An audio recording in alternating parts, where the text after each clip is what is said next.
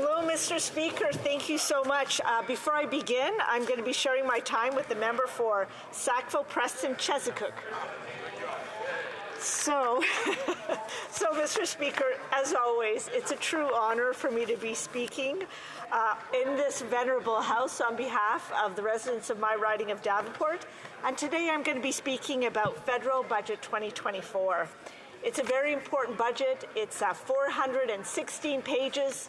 I will not be able to go through all of it, Mr. Speaker, but I will be focused on a few key areas. I'll start off by maybe talking about what I think is the overall theme of our budget.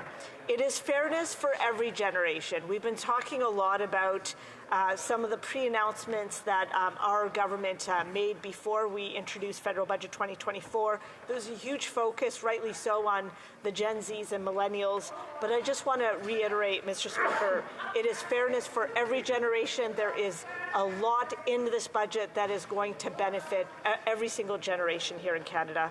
The other question that we asked ourselves, and I think it's important to note, is, as we're going through a number of measures I'll be talking today, what kind of Canada do we want to live in? And I think that the measures that we have in our budget very much answers that question. And I also believe that the measures we have is very much composes a plan that will meet the moment, that meets the current moment, that meets the challenges and the opportunities of the current moment. Now, Mr. Speaker, on Friday, as I always do every single year, I hosted a town hall on Federal Budget 2024 with Davenport residents. They had a lot of questions, and the questions took up over an hour. And I'll tell you, I'm going to speak to the top 3 issues that I heard at that town hall. The first thing I want to talk about is housing. And I will tell you that is the top concern for Davenport residents. We get a lot of letters, we receive a lot of calls, and when I go to events, that is what I hear from, whether it is millennials or Gen Zs, but I also hear from parents and grandparents that they're worried about their kids and grandkids being able to live in the city where they've grown up. And indeed, the core focus of Federal Budget 2024 is getting housing built as quickly as possible, so getting as much supply into the marketplace as much as possible. Now, Mr. Speaker, I don't know if you've noticed this, but we actually introduced the week before Federal Budget 2026, we actually introduced our master housing plan, and we have 3 parts to it. One is building more single-family homes. The second part is how is that we're going to make it easier for Canadians to own or rent a home. And the third part of our housing plan is helping Canadians who can't afford a home, and that's by building more deeply affordable housing, whether it's for students or seniors or persons with disabilities, and as part of this whole plan, it's also eliminating chronic homelessness in Canada. Now, there's a number of new measures that we have included in the budget, and one that I want to focus on is using underutilized federal lands for housing in Canada. And I'm very excited about this, Mr. Speaker, because in Davenport, something we've been pushing our federal government to look at is particularly federal commercial lands in the hands of our government and using it for affordable housing or using it for the use of the local communities. And I will tell you, we've made a big push for Canada Post lands to be relooked at, and indeed within Federal Budget 2024, we've introduced the whole concept of actually freeing up some of the lands that currently are underutilized and available and will be used for affordable housing spaces. So I just want to say thanks to Davenport residents very much for pushing this idea, and I want to thank the ministers and our Prime Minister for ensuring that we took a serious look at the federal lands that are in our hands and making it available right across this country. The second issue that's important for Davenport residents is affordability. We do have an affordability crisis in Canada. I've been very proud of our federal government, who has introduced a number of programs over the last few years that is been extremely beneficial, strengthened our social welfare system, but it's also made lives more affordable. So the National Child Care System, our National Dental Care Plan, our Canada Worker Benefit, our increase in OAS by 10% are just a few of those programs, Mr. Speaker. In Federal Budget 2024, we also introduced the Canada Disability Benefit, and we also introduced the National School Food Program. And I'll just talk to both very quickly. The National Disability Benefit, I'm very, very happy that we've introduced Phase 1, which is $6.1 billion over 6 years, beginning in 2024-2025, and then $1.4 billion ongoing. That is going to provide a maximum benefit of $2,400 per person for low-income persons with disability. To me, this is great news. Every bit of money will help, particularly during times where we have inflation that is higher than normal. And I know this is Phase 1, and I know that the many Davenport residents are going to continue the work, including with me, to try to see if in future years we can get more money allocated to the Canada Disability Benefit. But the dollars we have now, I think, is very much appreciated and will go a long way. The second thing I want to mention is our National School Food Program, which will benefit more than 400,000 kids in Canada. And it will save the average family with 2 children as much as $800 per year in grocery prices. So again, very proud of the affordability measures that we continue to have in Federal Budget 2024.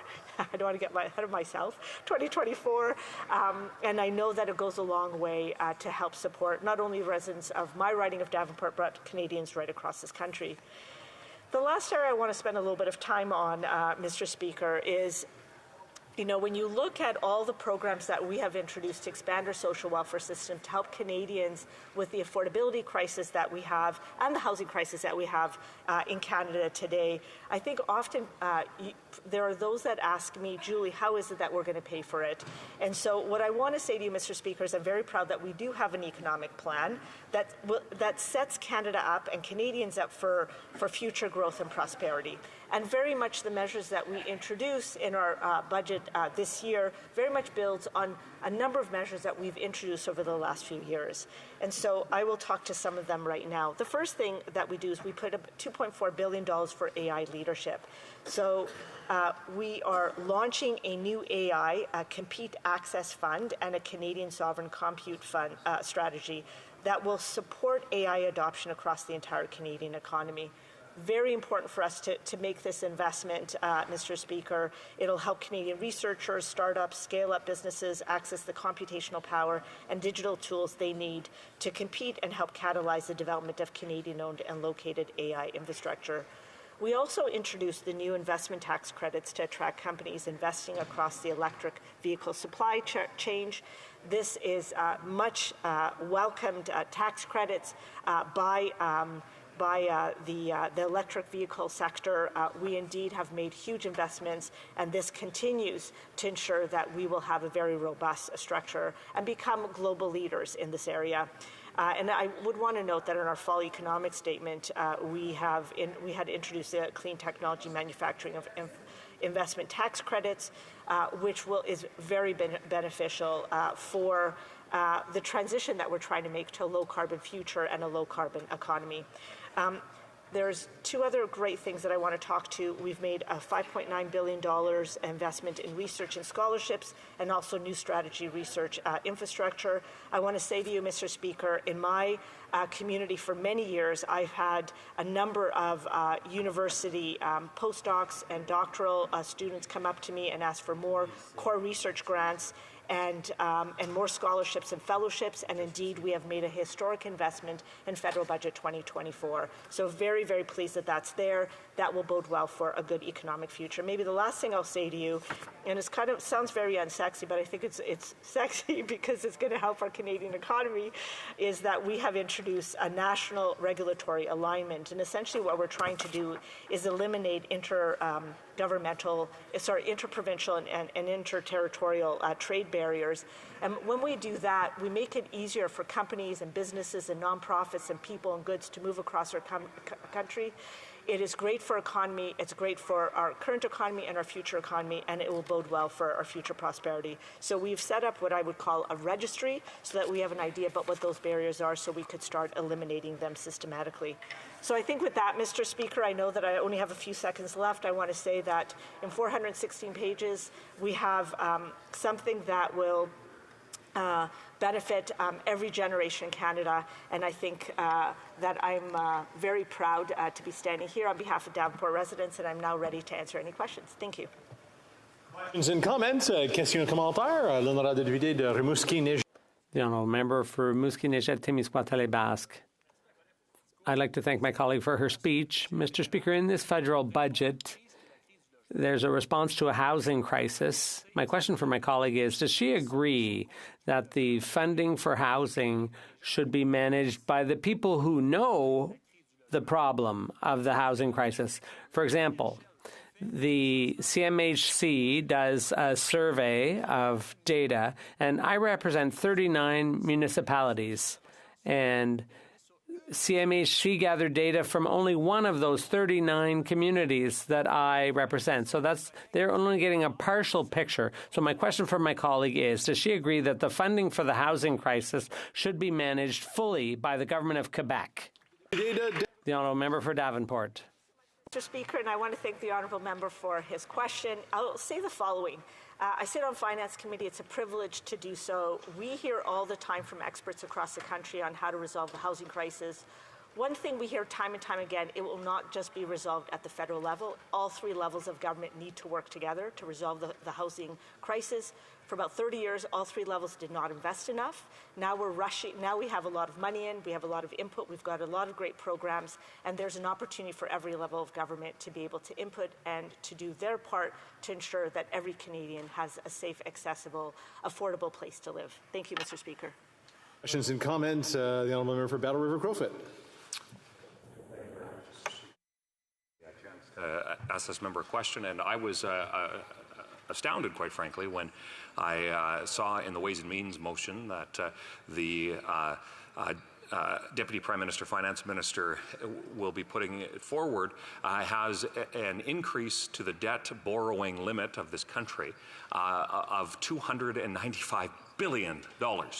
I am, that's astounding, and certainly is, I'm troubled with the massive increases in spending that this budget sees, but the fact that there is an increase of $295 billion, can that member try to explain to this House and Canadians why in the world do they need a $295 billion increase to Canada's borrowing?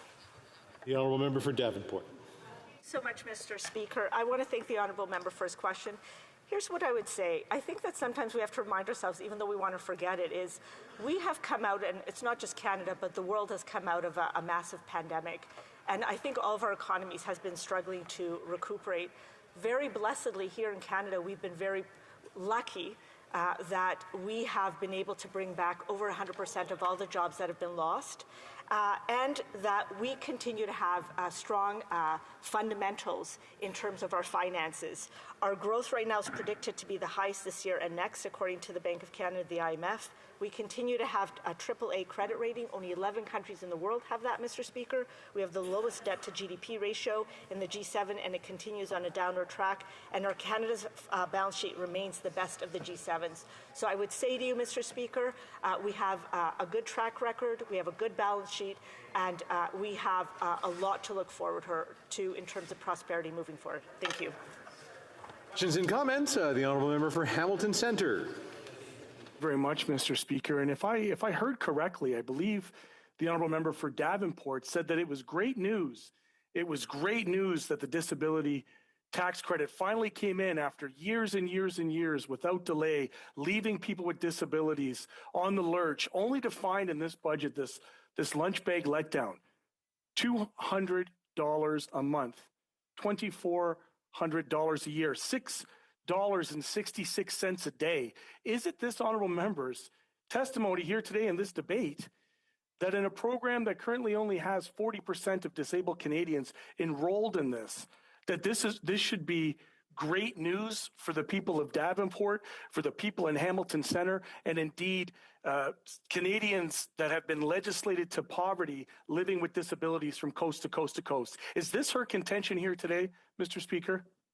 Honourable member for Davenport. I want to say thank you, Mr. Speaker. I want to thank the honourable member for his excellent question. Look, if the member is asking whether I would have wanted to have been fully funded to what the Canadian disability sector had asked for, I would say a resounding yes. But what I was proud of is that this is one of the largest line items in our entire budget. We have absolutely made this a priority. I'll also say to you, it's not the only thing that's going to be helpful to Canadians with disabilities. We have automatic tax filings. We have a national dental care plan that will benefit them. We have the phase 1 of a national pharmacare plan that will support them. And we've made historic investments in our healthcare program, both last year and this year. And I think all of that collectively is going to support not only Canadians with disabilities, but all Canadians moving forward. Thank you so much, Mr. Speaker.